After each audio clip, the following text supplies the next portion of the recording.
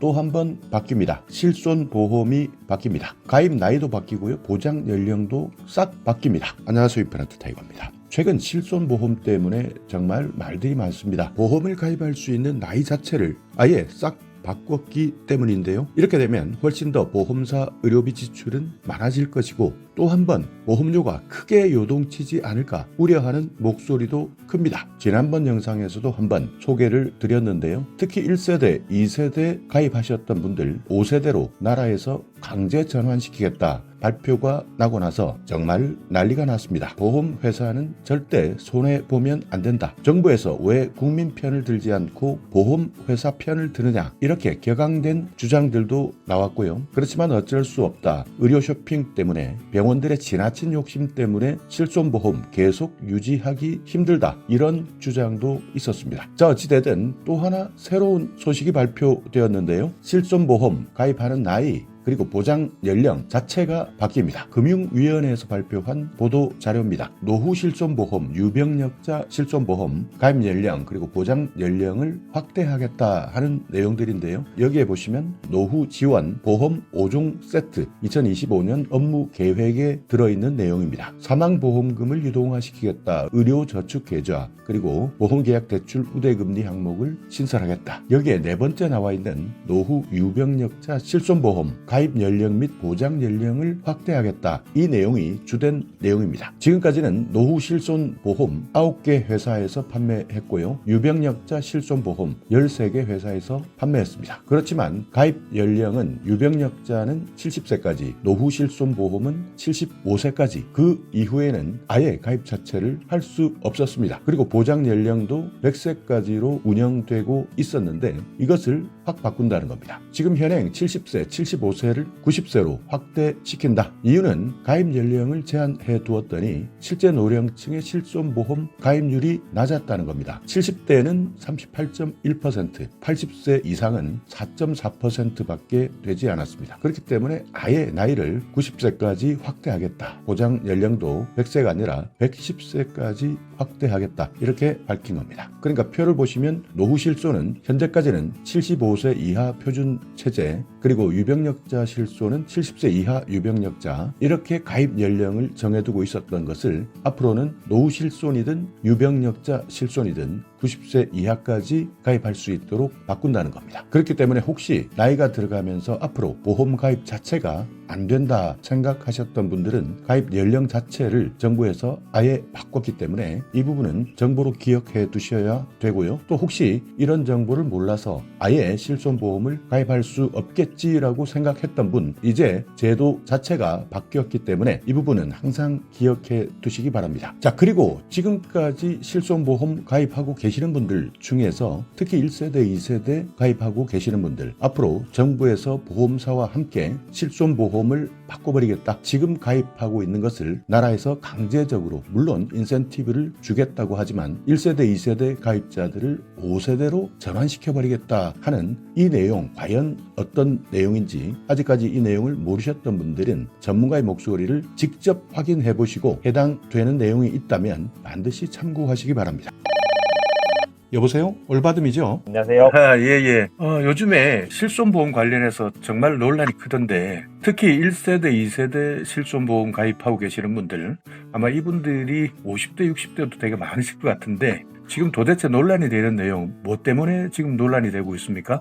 네, 지금 실손보험 1, 2세대 실손보험 가입을 강제로 전환하는 내용, 그리고 5세대 실손보험이 신규로 출시된다는 내용 등이 논란이 되고 있습니다. 좀 간단하게 설명해서 1세대, 2세대의 실손보험 가입자라는 것은 정확하게 어떤 뜻이죠? 예, 실손보험이 세대 구분이 되어 있는데요. 2017년 3세대 실손보험 가입 전에 가입하신 분들, 그러니까 2017년 10월 이전에 가입하신 분들이 1, 2세대 실손보험 가입자라고 할 수 있고 우리나라 국민 중 1,600만 명 정도가 해당됩니다. 그만큼 그러면 실손보험을 가입한 기간이 긴 분들이네요? 맞습니다. 그런데 이분들 지금까지 계속 젊었을 때부터 계속 내오시는 분들 같은데 대부분 나이도 50대, 60대에 걸치고 계시는 분들이 많이 해당될 것 같은데. 네, 맞습니다. 실제로 2009년 이전에 가입하신 분들도 1세대라고 하는데 이런 분들도 많으시고 대체로는 실손보험의 혜택을 본격적으로 봐야 되는 50대, 60대 분들이 많이 포함되어 있는 것으로 확인됩니다. 그러니까 50대, 60대면 어떻게 보면 은퇴하신 분들이나 아니면 퇴직하신 분들, 그래서 실제 벌이가 많이 줄어들 텐데 그럼에도 불구하고 지금까지 계속 실손보험을 냈는데 이것을 갑자기 바꾸겠다, 지금 이렇게 이야기하는 건가요? 예, 맞습니다. 가장 유력한 방안으로는 1, 2세대 실손보험을 재매입하는 방안이 논의되고 있습니다. 재매입이 무슨 뜻인지 전문 용어 같은데 재매입 이러니까 무슨 말인지 정확하게 모르겠습니다. 1, 2세대 실손 가입자에게 보험회사가 계약을 다시 되사서 없애버린다는 의미입니다. 이 과정에서 관련 규정을 손봐서 강제로 할지 아니면 일정한 돈을 주는 방식으로 자발적인 판매를 유도할지 등이 논의되고 있습니다. 보험회사에서 지금 그러면 재매입한다는 것은 자기들 그냥 가져가서 없애버리고 5세대 보험 방식으로 준다는 건가요? 예, 지금은 그런 방향으로 논의가 되고 있습니다. 1, 2세대는 강제 매입을 대부분 반대할 것 같은데 어떻습니까? 네, 맞습니다. 다행히 현재는 강제보다는 1, 2세대 계약자들이 자발적으로 재매입에 응할 수 있는 금전적인 혜택을 주는 방식이 좀 더 중심으로 논의가 되고 있습니다. 소비자들의 자발적인 참여를 위해서 가입한 지 오래된 계약자일수록 더 높은 인센티브를 주는 방안이 논의 중입니다. 인센티브라면 뭐 돈을 돌려준다는 뜻인가요? 예, 맞습니다. 아직 정확하게 확정된 것은 아니지만 정말 말 그대로 돈을 주고 다시 계약을 되산다는 방향으로 논의가 되고 있습니다. 지금까지 낸 돈을 그만큼 보험을 내면서 혜택을 보지 못한 사람들도 있을 텐데 이 수준에 따라서 또 기간에 따라서도 또 다를 것 같은데 이런 기준이 구체적으로 있습니까? 네. 말씀하신 것처럼 굉장히 다양하게 고려해야 될 변수들이 많고 그렇기 때문에 현재는 초기적인 논의 수준입니다. 다만 이런저런 조건들 가운데서 가입한 시기별로 그 오래된 분들일수록 이 돈을 더 드리는 방법론이 현재로서는 가장 유력하게 논의가 되고 있습니다. 그럼 이게 지금 추진하는 주체가 정부에서도 지금 같이 추진을 하려고 하는 건가요? 네, 현재 이 논의를 주도적으로 하는 주체는 정부입니다. 그러면 반발이 심할 것 같은데 보험업계를 정부가 대변한다 이런 이야기까지 들을 수 있을 것 같은데요. 네, 맞습니다. 그런 반발도 좀 있을 수가 있고 시행이 되면 또 다른 이해관계자인 의사들에게도 굉장히 큰 영향을 미칠 수 있기 때문에 아직 많은 이해관계자들과 논의해야 되는 과정이 남아 있습니다. 지금 이런 문제들이 발생한 게 보험회사 손해가 커서 지금 발생되는 문제죠. 예, 맞습니다. 물론 이제 의료 쇼핑을 하는 사람들 무분별하게 이런 분들도 문제가 많이 있지만 의료 쇼핑을 조장했던 의사들, 그러니까 돈 벌기 위해서 의료 쇼핑을 조장하고 실손보험의 허점을 알려줘가지고 병원들만, 그러니까 의사들만 배를 불렸다 이런 지적들도 있던데. 실제로 그러한 사례들도 좀 관측이 되고 있고요. 무엇보다 그런 일부 비양심적인 의사들보다도 더 큰 문제는 결국에는 의사들이 이렇게 비급여 실손보험을 통해서 돈이 되는 분야로만 몰리면서 실제로 국민들의 의료를 위해서 꼭 필요한 그런 진료과들이 좀 외면된다는 게 더욱더 근본적인 큰 문제로 지적이 되고 있습니다. 정말 큰일이네요. 이게 지금 1, 2세대 실손보험 가입하고 계시는 분들이 최근에는 이제 나이가 이제 50대, 60대 되면 퇴직하고 나면 의료보험 자체도 직장보험에서 지역보험으로 전환이 되거든요. 이때 또 수가가 또 많이 오릅니다. 그럴 때 이제 믿을 수 있었던 것이 내가 가입했던 실손보험일 텐데 갑자기 이제 바뀐다 그러면 정말 답답할 것 같은데 1세대, 2세대를 5세대로 바꾼다. 이게 무슨 뜻인가요?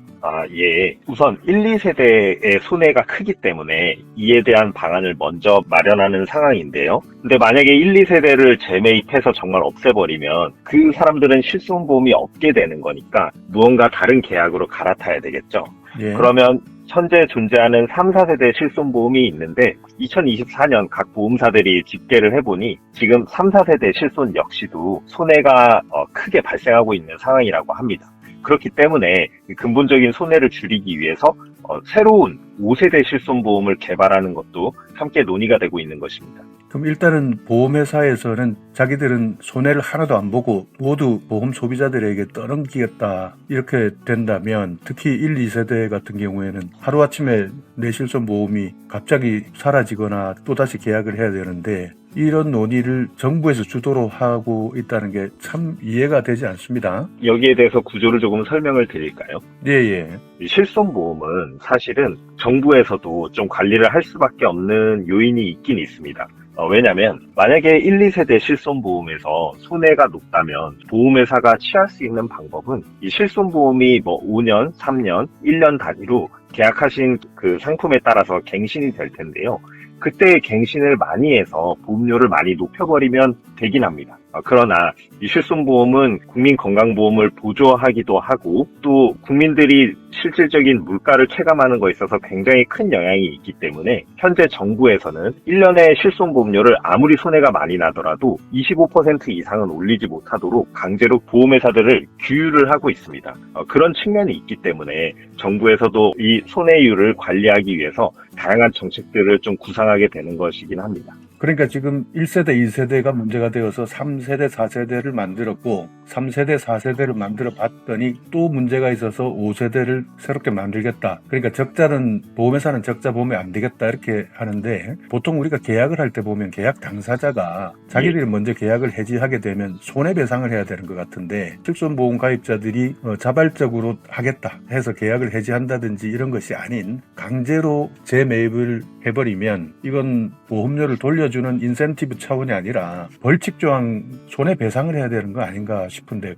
네, 말씀하신 것처럼 보험 소비자들 대변하는 단체들에서는 말씀하신 것처럼 지금 많은 반발이 있는 상황입니다. 그렇기 때문에 이 안들은 앞으로 한동안 계속해서 많은 논란이 있으면서 논의될 것으로 생각이 됩니다. 그러면 5세대 실손보험이라는 것이 논의되고 있는 방향이라는 게 다르게 있나요? 예, 있습니다. 현재 시점에서 5세대 실손보험 역시 아직 확정적으로 안이 나온 것은 아닙니다. 그렇지만 어느 정도 좀 논의가 되는 방향이 있는데요. 그것은 이 실손보험이 비급여의 손해가 심하기 때문에 비급여를 더 통제하는 방향으로 논의가 되고 있습니다. 그중에서 현재 가장 유력한 안으로는 급여와 비급여로만 나눠져 있는 부분을 관리급여라는 그 항목을 새롭게 둬서 그 적자가 심한 치료 내용들은 관리급여로 관리를 하겠다라는 게 큰 틀의 논의가 진행되고 있는 방향입니다. 그러면 구체적으로 관리급여라는 것이 예를 들면 도수치료 같은 거 이런 건가요? 맞습니다. 지금 가장 대표적으로 거론되는 게 도수치료 항목인데요. 그러니까 현재 도수치료 같은 경우는 비급여로 되어 있어서 그 병원이 자유롭게 어떤 병원은 5만 원, 또 어떤 병원은 20만 원 이렇게 자유롭게 책정이 되고 있는데 이런 항목을 예를 들어 관리급여라고 묶으면 정부에서 실질적으로 이 치료 수가를 통제할 수 있게 되는 것이죠. 일단 어찌되든 1세대, 2세대 재매입 그리고 5세대 실손보험 조금 더 앞으로 더 진전되는 내용이 있으면 제가 좀 여쭤봐야 될 것 같은데 그 외에도 실손보험 가입하고 계시는 분들 몰라서 정보 몰라서 손해보는 게 정말 많다 그러더라고요. 대표적인 게 어떤 것들이 있습니까? 지금 이렇게 1, 2세대 실손 재매입이나 5세대 실손보험 도입이 논의되는 게 실손보험의 손해율이 높기 때문인데요. 그렇다면 당분간 각 보험회사들이 실손보험금 지출을 줄이기 위해서 지급심사를 깐깐하게 하면서 지급 거절을 높이려는 노력을 할 가능성이 높습니다. 이 과정에서 좀 알아두셔야 될 부분들을 몇 가지 간략하게 알려드리겠습니다. 예. 첫 번째는 우선 치료를 받으실 때 객관적인 검사 기록을 잘 남겨두시는 것입니다. 보험회사는 실손보험금이 크거나 다소 반복적으로 청구될 때 보험금 지급을 거절하는 경우가 발생하는데요. 이때 객관적인 검사 결과에 기반해서 치료하였는지가 굉장히 중요한 쟁점이 됩니다. 검사 기록이라면 예를 들면 어떤 것들이 있죠? 예를 들어 도수치료라고 한번 해보겠습니다. 의사 선생님과 충분한 진료를 통해서 CT나 엑스레이 검사 등을 통해 치료의 필요성 근거를 잘 준비해 두시는 것이 좋고 이러한 치료가 10번쯤 넘어간다면 다시 한번 치료를 통해서 호전되었는지를 의사 선생님에게 검사 등을 토대로 점검을 다시 받아두는 것이 좋습니다. 왜 그런가요? 그러니까 10번 넘어가도 의사 선생님에게 점검을 받지 않으면 나이롱 환자, 불량 환자다 이렇게 혹시 의심받을 수 있다 이 뜻인가요? 맞습니다. 치료의 효과가 불분명한데 계속해서 이제 치료를 받았다는 이유로 지급이 거절될 수도 있는 것입니다. 근거를 남겨둬라. 또 신의료 기술을 통한 치료법도 최근 정말 다양한 질병 분야에 도입이 되고 있는데요. 이런 경우 주로 고가의 비급여 치료비가 발생할 가능성이 높은 만큼 보험회사는 지급 거절을 검토할 가능성이 높습니다.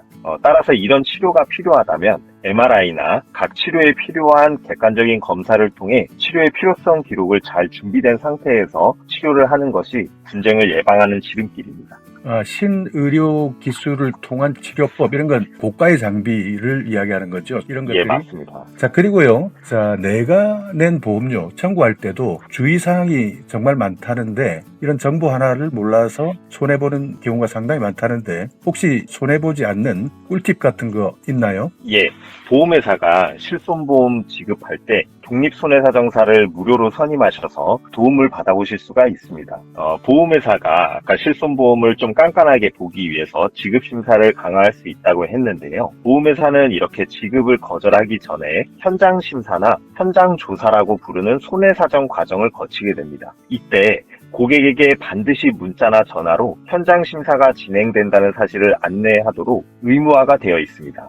그래서 이제 보험금을 청구하고 나서 보험회사가 현장 심사를 하게 되면 반드시 전화나 문자 등이 오는데 이 안내 내용을 잘 보시면 고객이 손해사정사를 선임할 수 있다는 안내 문구가 포함되어 있습니다. 전문적인 대응이 어려운 보험 소비자들을 위해서 금융당국이 도입한 보호제도입니다. 이 안내를 받은 날로부터 3영업일 내에 독립손해사정사를 선임하면 보험회사가 아닌 내가 선임한 손해사정사가 의료기록 등을 꼼꼼하게 확인해서 보험금 지급 여부에 대한 판단을 내리는 도움을 드릴 수가 있습니다. 가장 중요한 점은 이 손해사정사 선임권은 보험 소비자가 무료로 이용할 수 있는 제도라는 점입니다. 이게 손해사정사 그러니까 독립손해사정사라 그랬는데 이분들은 무료면 어디서 돈을 받죠? 보험회사로부터 보수를 받게 됩니다. 보험회사에서 돈을 받으면 보험회사 편을 든다 이렇게 오해할 수가 있는데 예.